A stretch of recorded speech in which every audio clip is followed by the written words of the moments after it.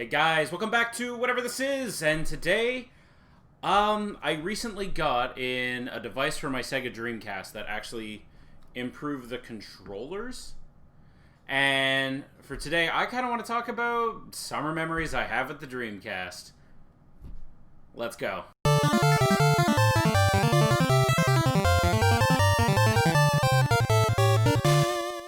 Alright guys, so as I was stating, I love the Sega Dreamcast. This system was my favorite when I was younger. Up until its discontinuation, I absolutely loved it then, and then I really fell into it a few years afterwards where I really started digging into the library and not just the common stuff. But for me, I always think of the Sega Dreamcast as like the summer fun time system. And that's because I actually had a few friends who actually ended up also buying Dreamcasts. And because of the multi-tabs on this, and you could play with multiple people, it was fantastic of a console, especially for multiplayer. We played numerous games for hours on end, birthdays or whatever during the summer, because most people I hung out with had summer birthdays, so we would gather around the Dreamcast and have a good old time, especially playing games like Power Stone. Power Stone 2 was a fantastic multiplayer game at the time, and we absolutely loved it. I spent a lot of time at a friend of mine's when I was a kid. His name was Ryan, and we played an absolute butt ton of Sega Dreamcast. He even ended up buying his own Dreamcast, and we both were kind of swapping games after a while. So like he had stuff like Tony Hawk's Pro Skater 1. I never picked this up initially for the console, but years later I ended up buying it. And fantastic port of the game. It's the best looking one. If you want like the best of the PlayStation and kind of the look of the N64 looking really, really good, that is one of the coolest things about the Dreamcast, is that it had the nicest versions of a lot of those late-gen games that are still solid to play today. And like, I even remember, like, Spider-Man makes me think of the Dreamcast. Like, of all games, right? Like, this was a summer launch, and this was a lot of fun. It was a summer launch on the PlayStation, but I now associated with the Dreamcast ever since I discovered this version existed. This version is really, really good. Again, obviously dated, has obvious flaws nowadays, but still fun to play, especially if you're a Spider-Man fan. Now, here's the game I spent copious amounts of time with Shane and Ryan and all of them when I was a kid. There was actually two Ryans now that I think about it. Was Power Stone 2. If you have not played this game, this is a great brawler fighting game.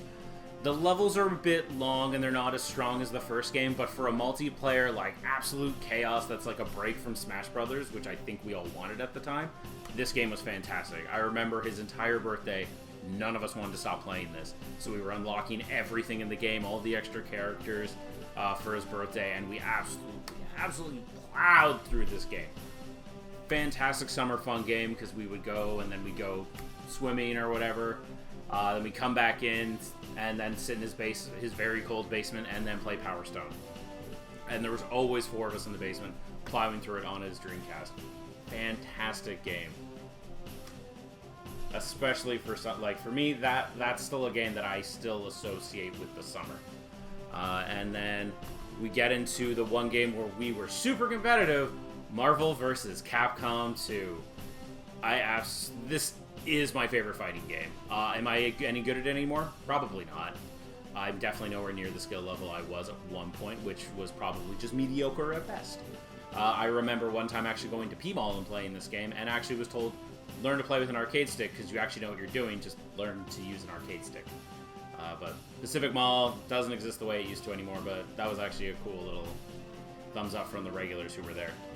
But this game is a ton of fun, great 2D fighting game. If you haven't played it, I'm sure you've heard of it. It's Marvel vs. Capcom 2. I don't think there's much more that really needs to be said about it, as it is a fantastic little gem that I always makes me think of summertime.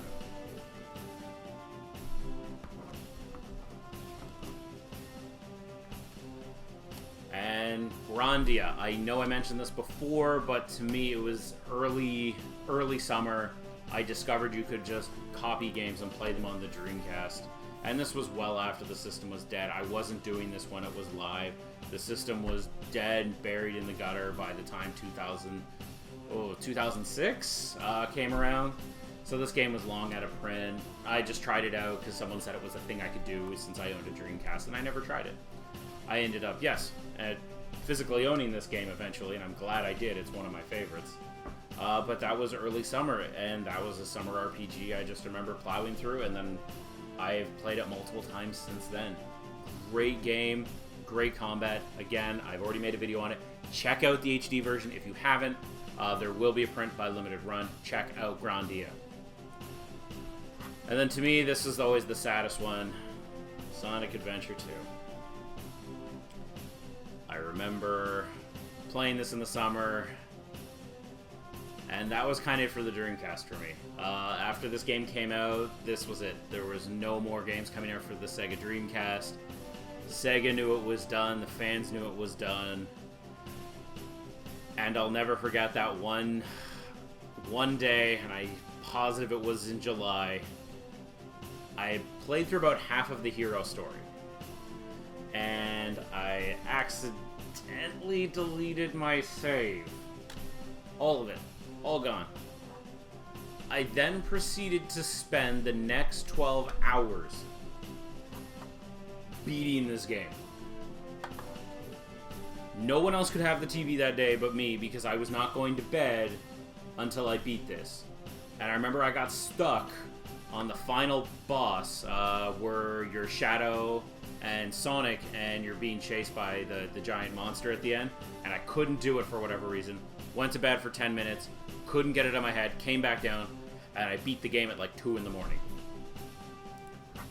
Loved it. And I remember saving up, me and my brother were saving up our money to buy it. We ended up trading stuff in to get it.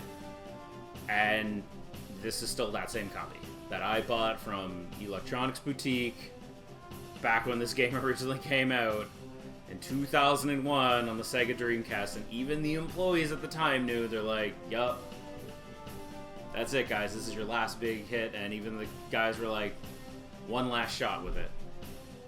And man, it was an experience for the summer. I absolutely loved it. It's a fun story, and I kind of realized I don't really tell any one of those stories. But it took me the 12 hours to actually beat this game on the first time through. Nowadays, I could probably beat it in an afternoon with no real second thought. But at the time, because I was so upset that I had accidentally deleted my save, Sonic Adventure 2 will always be one of those games that sits with me that I just was like, nope, that's it. We're plowing through this game, and that's it for the day. So as what led into even the want of me to create this video was from Retro Fighters. I gave them money for their Kickstarter on a Dreamcast controller. And I was been waiting for it to come in. It got delayed for very obvious reasons. And it did eventually finally show up. And that was the Retro Fighters DC Striker controller for the Sega Dreamcast. So this is to replace these two controllers because as much as I am nostalgic for them, they're not really that ideal anymore. They're good, they still do the job, but this is my now new go-to controller. This controller is fantastic. The buttons are really responsive. They're really clicky right now, but that's because they're still brand new. And I'm pretty sure once I wear them in, that might stop. The analog stick is the most improved. It's still a little loose, but this one was always kind of loose. And this feels really nice, especially with the concave, where this was really convex with like little dots on it. It was hard plastic, where this is a much softer rubberized. And the D-pad's still solid. This one's a much softer. It doesn't have the sharp points as the other one. But this is what I would recommend. And all the accessories do fit. So, simple. And then this is my multi-cart for my Sega Dreamcast. Yes, Sega did make one. And from what I hear now, they're kind of pricey. But they do fit in. They kind of jut out pretty hard. So if you were to take that one out and stick in the official VMU, you will see that it does stick out, and you can kind of see the buttons. Where on the original, if you put it in, it covers up the buttons. But here they didn't care because you just really want to be able to just get at it. But it's a nice wider hold to it, which is much nicer, especially when replaying a lot of these games. Now, when it came to actually using this, the first one I tried was Sonic Adventure 2 because I know this game inside and out. As I just said, spent lots of hours with it. Played it on this, played it on the GameCube, I played it on the PC I own. This controller works super well for it. Very tight, nice controls. I would recommend it for any of these games. I've tried it with every single one of them. Obviously, the one that's the least problem would be RPGs.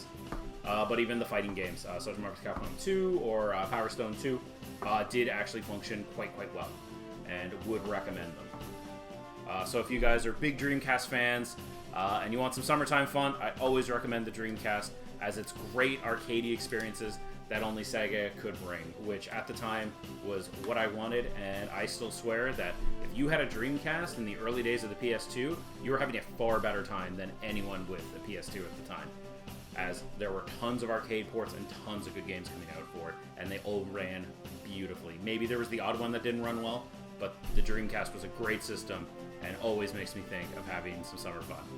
Alright guys, take care. Have a good one.